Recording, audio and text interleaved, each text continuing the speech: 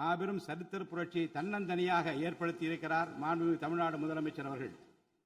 மாநில உரிமை, பெண்கள் நலன் மற்றும் பாதுகாப்பு, சமூக நீதி, சம வாய்ப்பு, மாற்றுத்திறனாளிகள், விவசாயிகள், மீனவர்கள், நெசவாளர்கள், தொழிலாளர்கள், திருநர் மற்றும் சிறுபான்மையினர் ஆகியோரின் நலன், கல்வி, மருத்துவம் மற்றும் சுகாதாரம், உரிய பிரதிநிதித்துவம் என அனைவரையும் உள்ளடக்கிய ஆட்சி என்ற கொள்கையை அடிப்படையாக கொண்டு சட்டங்களை இயற்றும் அரசாக, திட்டங்களை தீட்டும் அரசாக, 7.5 கோடி தமிழ்நாட்டு மக்களுக்கான அரசாக இந்த அரசு விளங்கும்.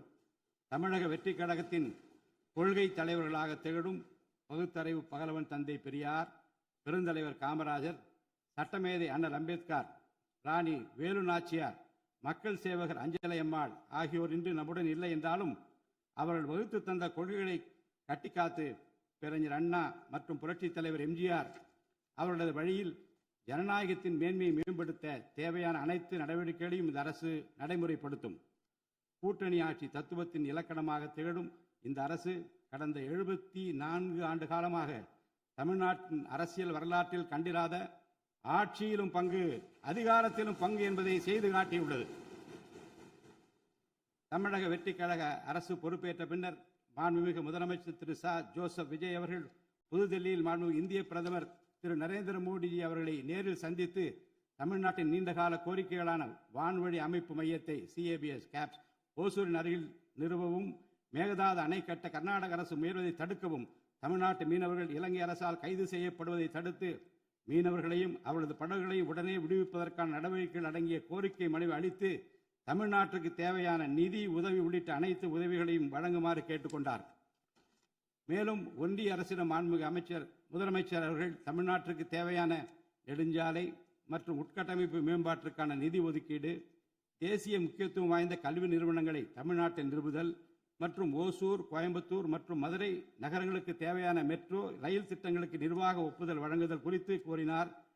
நிதி ஆயோக்கின் 11வது ஆட்சி மன்ற குழு கூட்டத்தில் கலந்து கொண்ட மாண்புமிகு முதலமைச்சர் அவர்கள் இக்கோரிக்கைகளை நிறைவேற்ற மீண்டும் ஒருமுறை ஒன்றிய அரசிடம் வலியுறுத்தினார்.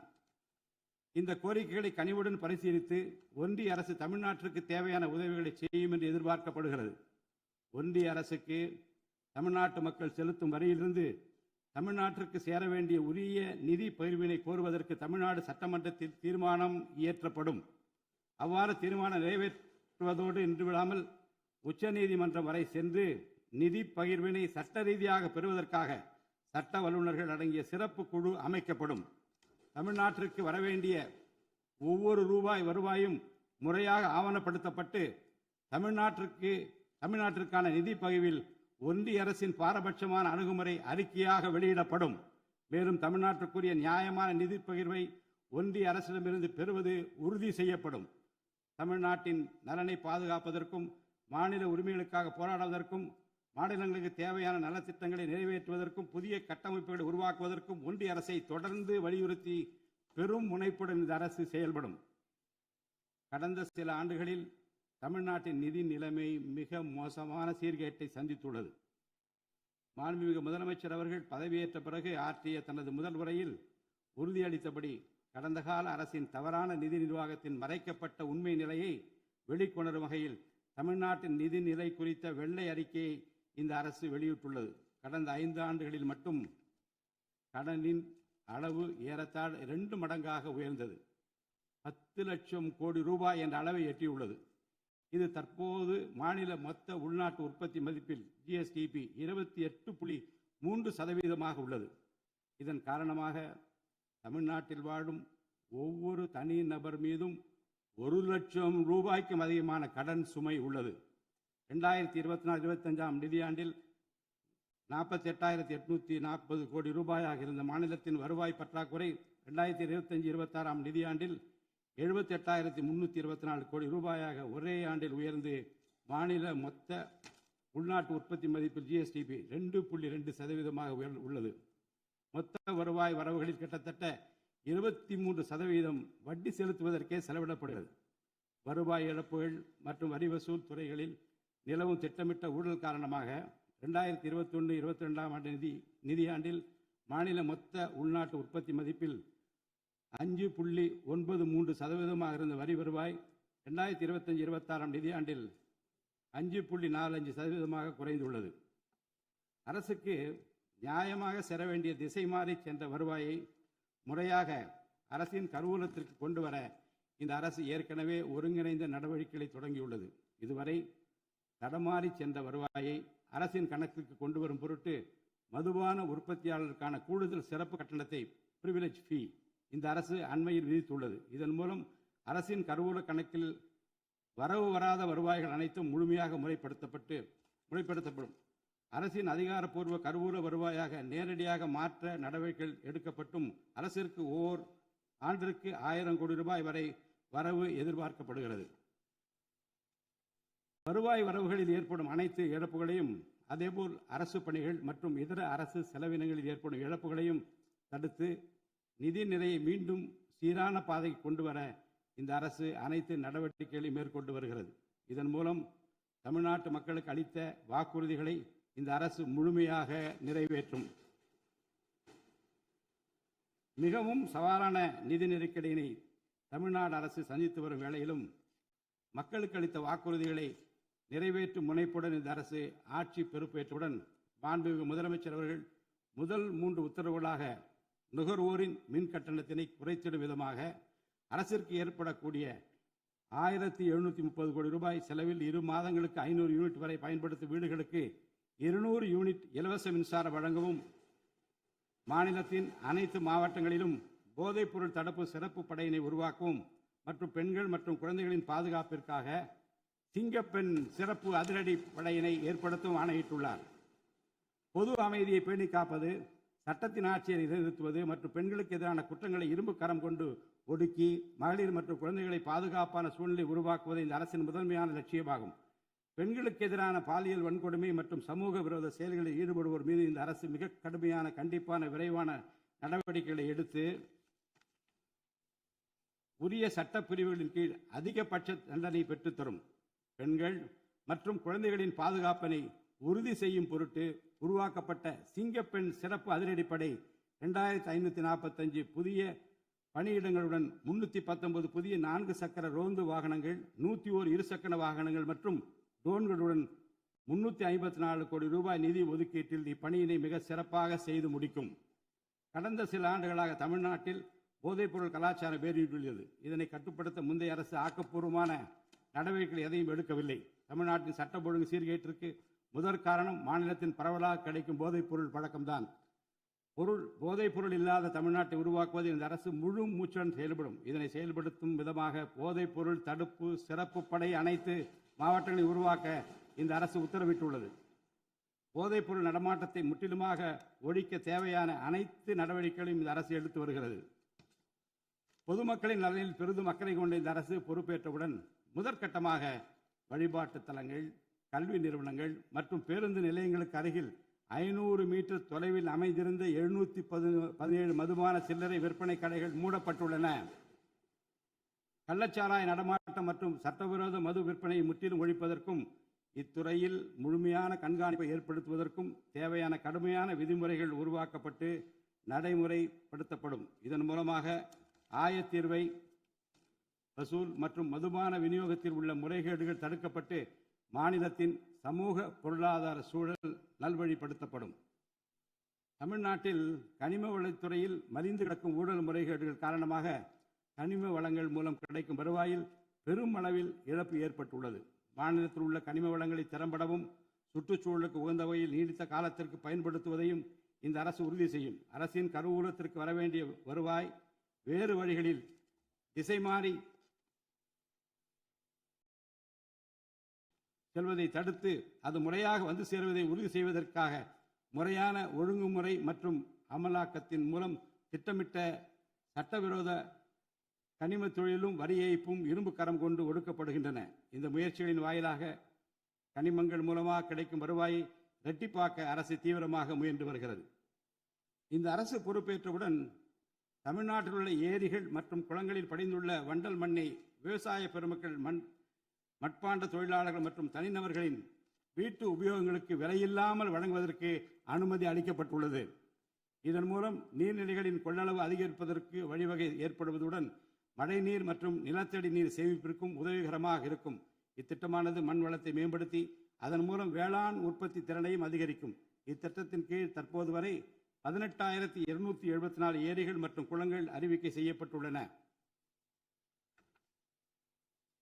வேளாண் பெருமக்களுக்கு உதவும் வகையில் கூட்டுறவு சங்கங்களின் மூலம் 75,000 ரூபாய் வரை பயிர்க்கடன் பெற்ற விவசாயிகளுக்கு 100% முழுமையாக பயிர்க்கடன் தள்ளுபடி செய்தும், மற்ற விவசாயிகளுக்கு 35,000 ரூபாய் பயிர்க்கடன் தள்ளுபடி செய்தும் மாண்புமிகு தமிழ்நாடு முதலமைச்சர் உத்தரவிட்டுள்ளார்.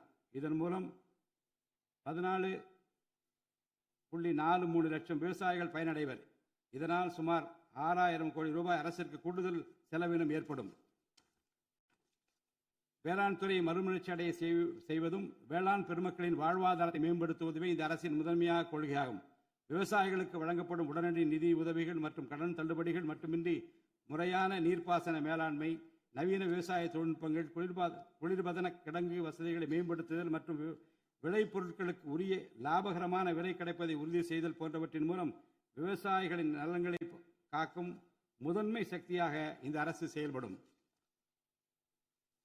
நிர்வாக அமைப்பில் மலிந்து கிடக்கும் ஊழலை வேரோடு அறுத்து நேர்மையான, வெளிப்படையான, தூய்மையான நிர்வாகத்தை மக்களுக்கு வழங்குவதில் இந்த அரசு உறுதியாக உள்ளது. இதற்கேற்ப அனைத்து துறை சார்ந்த கொள்முதல்கள் மற்றும் ஒப்பந்த புள்ளிகள் எவ்வித ஒளிவு மறைவுமின்றி கடுமையான கண்காணிப்பு வழிமுறைகளுக்கு உட்படுத்தப்படும். கடந்த காலங்களில் நிலவிய முறையற்ற நிதி பரிமாற்றங்களும் இடைத்தரகர்களின் தலையீடுகளும் முற்றிலுமாக ஒழிக்கப்படும். ஒவ்வொரு சமூகத்திற்கும் உரிய அளவிலான பிரதிநிதித்துவம் கிடைப்பதே உண்மையான சமூக நீதி என்பது இந்த அரசின் அடிப்படை கொள்கை. இந்த கொள்கை மற்றும் வாக்குறுதியை நிறைவேற்ற சாதிவாரி கணக்கெடுப்பினை மக்கள் தொகை கணக்கெடுப்புடன் இணைந்து விரைவாக முடிக்க நாம் ஒன்றிய அரசினை வலியுறுத்துவோம். ஒன்றிய அரசின் சாதிவாரி கணக்கெடுப்பு முடிந்த பின்னர் தமிழ்நாடு அரசு சமூக நீதி கணக்காய்வினை நடத்தும். 1968 ஆண்டில் பேரறிஞர் அண்ணா அவர்கள் முதலமைச்சராக இருந்தபோது மும்மொழி கொள்கை நீக்கப்பட வேண்டும், தமிழ் மற்றும் ஆங்கிலம் ஆகிய இருமொழிகள் மட்டுமே பயிற்றுவிக்கப்பட வேண்டும் என்ற தீர்மானம் தமிழ்நாடு சட்டமன்ற பேரவையில் நிறைவேற்றப்பட்டது. அன்று முதல் இன்று வரை தமிழ்நாட்டில் இருமொழி கொள்கையே கடைபிடிக்கப்பட்டு வருகிறது. இருமொழி கொள்கை என்பது தமிழ்நாட்டு மக்களால் ஏற்றுக்கொள்ளப்பட்ட ஒன்று என்ற சூழ்நிலையில் அதனையே இந்த அரசு தொடர்ந்து கடைபிடிக்கும். சென்னை உயர்நீதிமன்றம் மற்றும் சென்னை உயர்நீதிமன்ற மதுரை கிளையில் தமிழ் மொழியை வழக்காடு மொழியாக பயன்படுத்தவும், உச்ச நீதிமன்ற கிளையை சென்னையில் அமைக்கவும் ஒன்றிய அரசை இந்த அரசு வலியுறுத்தும். தேசிய கல்விக் கொள்கை 2020 இந்த அரசு கடுமையாக எதிர்க்கும். தேசிய கல்விக் கொள்கையின்படி மும்மொழி கொள்கையை கடைபிடித்தால்தான் அனைவருக்கும் கல்வி இயக்கம் திட்டத்தின் கீழ் தமிழ்நாட்டிற்கு நியாயமாக கிடைக்கப்பெற வேண்டிய 3,458 கோடி ரூபாய் நிதியை விடுவிக்க முடியும் என்ற ஒன்றிய அரசின் நிலைப்பாடு ஏற்றுக்கொள்ளக்கூடியது அல்ல. இது மும்மொழி கொள்கையை தமிழ்நாட்டில் திணிப்பதற்கு சமமாகும். மும்மொழி கொள்கையை நிறைவேற்றினால்தான் நிதி ஒதுக்கீடு செய்யப்படும் என்ற நிலைப்பாட்டை ஒன்றிய அரசு மறுபரிசீலனை செய்து தமிழ்நாட்டுக்குரிய நிதியை உடனடியாக விடுவிக்க ஒன்றிய அரசை இந்த அரசு வலியுறுத்தும். அரசியலமைப்பு சட்டத்தின் கீழ் கல்வியானது பொதுப்பட்டியலில் இருப்பதன் காரணமாக நீட் தேர்வு, தேசிய கல்விக் கொள்கை திணிப்பு, மும்மொழி கொள்கை போன்ற பிரச்சனைகள் ஏற்படுகின்றன. எனவே கல்வியை பொது பட்டியலில் இருந்து மாநில பட்டியலுக்கு மாற்ற தேவையான அனைத்து முயற்சிகளையும் இந்த அரசு மேற்கொள்ளும். உண்மையான கல்வி சீர்திருத்தம் என்பது கல்வி நிறுவனங்களின் தரத்தையும் அதன் கற்பித்தல் திறனையும் உயர்த்துவதிலே அடங்கியுள்ளது. இதற்கேற்ப மாநிலத்தின் பல்கலைக்கழகங்கள் மற்றும் உயர்கல்வி நிறுவனங்களில் நீண்ட காலமாக நிரப்பப்படாமல் உள்ள தேவையான உதவி பேராசிரியர் மற்றும் ஆசிரியர் காலி பணியிடங்களை தகுதி மற்றும் திறமையின் அடிப்படையில் வெளிப்படையான முறையில் நிரப்புவதற்கு இந்த அரசு போர்க்கால அடிப்படையில் நடவடிக்கை எடுக்கும். அது மட்டுமின்றி உயர்கல்வித்துறையில் பல்வேறு அடிப்படை சீர்திருத்தங்களை இந்த அரசு கொண்டு வரும். இதன் மூலம் உலகத்தரம் வாய்ந்த உயர்கல்வி தமிழ்நாடு மாணவர்களுக்கு கிடைக்கப்பெறும். தமிழ்நாட்டின் நெற்களஞ்சியமாக விளங்குவது காவிரி டெல்டா பகுதி. டெல்டா மாவட்டங்களின் பிரதான நீர் ஆதாரமான காவிரி நீரினையே டெல்டா பகுதி விவசாயிகள் நம்பியுள்ளனர். காவிரி நீரை பயன்படுத்துவது தமிழ்நாட்டிற்கு உள்ள உரிமை மிக பழமை வாய்ந்தது. நம்முடைய உரிமையை உச்சநீதிமன்றத்தில் நிலைநாட்டிய பின்பும் காவிரி நீரை பெறுவதற்கு ஒவ்வொரு ஆண்டும் போராட வேண்டிய நிலை இருக்கிறது.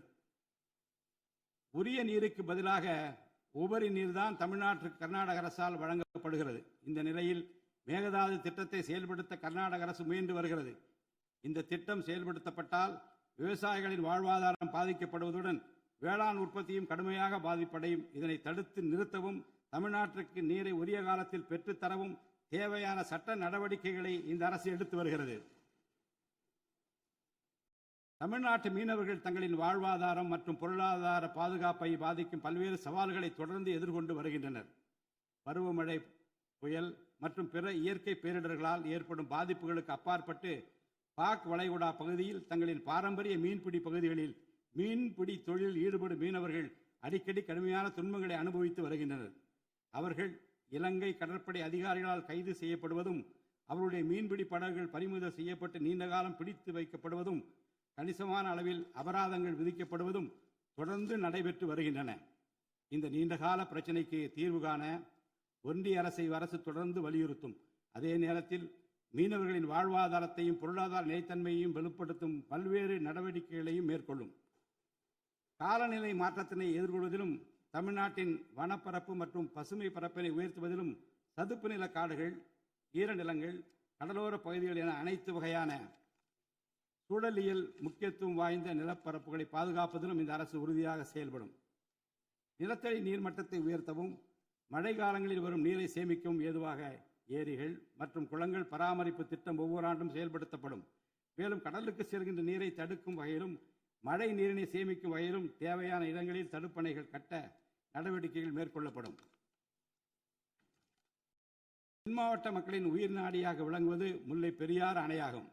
முல்லை பெரியாறு அணை நீர்மட்டத்தை 142 அடி வரை உயர்த்திக் கொள்ள உச்சநீதிமன்றம் 2014ஆம் ஆண்டு ஆணையிட்டதோடு, அணையை வலுப்படுத்திய பின் அணையின் நீர்மட்டத்தை 152 அடி வரை உயர்த்திக் கொள்ளலாம் என்றும் அறிவுறுத்தியிருக்கிறது. ஆனால் அணையை வலுப்படுத்தும் பணிகளை மேற்கொள்ள தொடர்ந்து அனுமதி மறுத்து வரும் கேரள அரசானது அதற்கு மாறாக புதிய அணையை கட்ட வேண்டும் என்ற கோரிக்கையை தொடர்ந்து வலியுறுத்தி வருகிறது.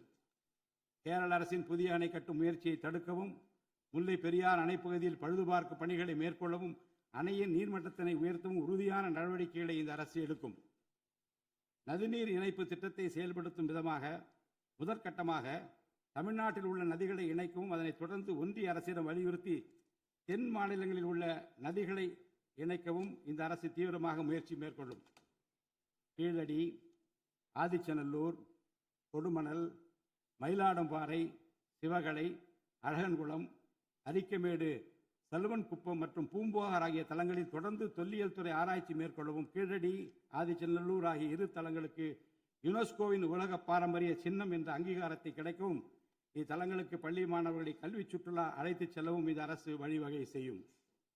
மேலும் ஆதிச்சநல்லூர், கொடுமணல், கங்கை கொண்ட சோழபுரம் ஆகிய பண்பாட்டு தலங்களில் மிக மெய்மை மற்றும் மெய்நிகர் தோற்றம், ஆக்மெண்டட் ரியாலிட்டி, வர்ச்சுவல் ரியாலிட்டி ஆகிய தொழில்நுட்பங்களின் மூலம் சுற்றுலா பயணிகளுக்கு தமிழர் நாகரிகம் மீட்டுருவாக்கம் செய்யப்பட்டு அதன் அனுபவம் வழங்கப்படும்.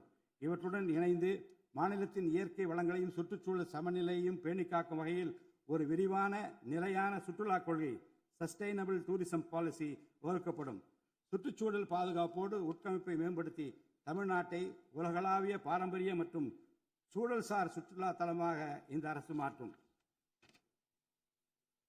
வரும் 2036ஆம் ஆண்டிற்குள் தமிழ்நாட்டை $15 டிரில்லியன் பொருளாதாரம் கொண்ட மாநிலமாக உருவாக்கிட வேண்டும் என்ற மாண்புமிகு முதலமைச்சர் அவர்களின்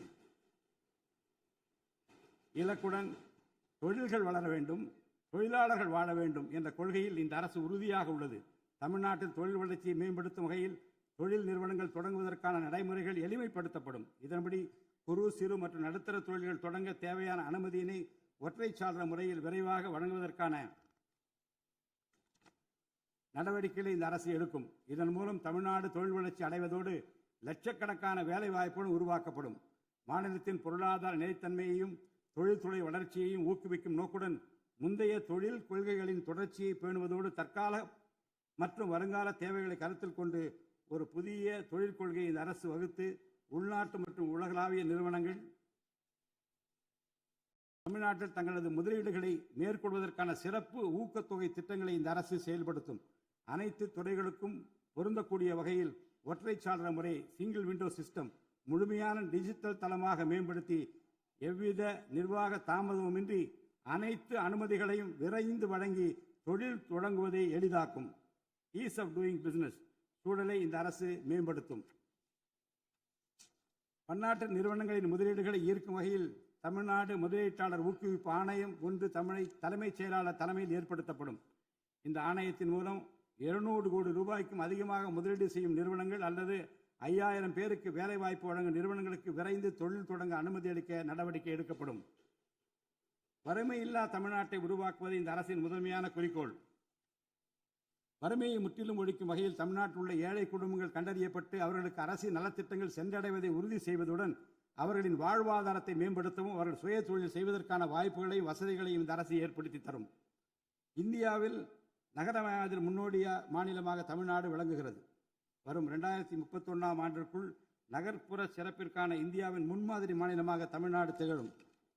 தமிழ்நாட்டில் உள்ள ஒவ்வொரு மாநகராட்சி, நகராட்சி மற்றும் பேரூராட்சியும் தங்களது குடிமக்களுக்கு உயர்தர வாழ்க்கையை உறுதி செய்யும் வகையில் தூய்மையான குடிநீர் விநியோகம், நவீன நகர்ப்புற கட்டமைப்பு, பசுமையான மற்றும் தூய்மையான சூழல், டிஜிட்டல் நிர்வாகம் மற்றும் நிலையான பொருளாதார வாய்ப்புகளை அடுத்த 5 ஆண்டுகளில் வழங்கும்.